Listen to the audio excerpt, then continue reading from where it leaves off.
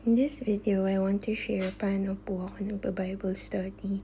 Kapag daily reading, NLT po yung gamit ko.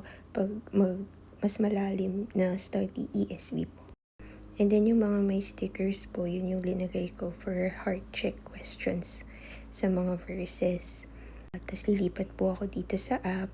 Free po yung app and marami siyang translations included, pwedeng for offline use. Merong subscription na 149 pesos a month para may additional resources. So, ganito ko po siya sinusulat yung heart check question ko, and yung maganda, nalalagyan niyo po ng category lahat ng notes para mabilis siya hanapin. And then, ito po sa ilalim yung mga resources. Marami siyang commentaries. Yung maganda din, pwede nyo po yung i-lock yung window. So, pag nag-swipe sa taas, nagsiswipe din sa baba, sabay yung verses.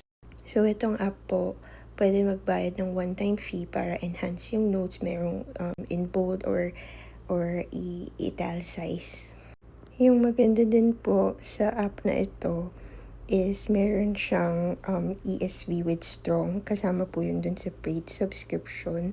So, makikita nyo yung mga original words in Hebrew or Greek, and then pwede din yung mga cross-references. So, kagaya dito, in-add ko po yung cross-reference na nakuha ko dun from the ESV Strong.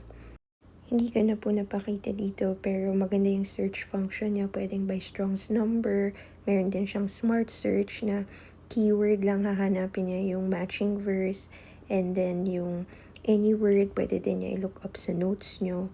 Anyway, yun na po yung for this video. Thank you and all praise and glory to God.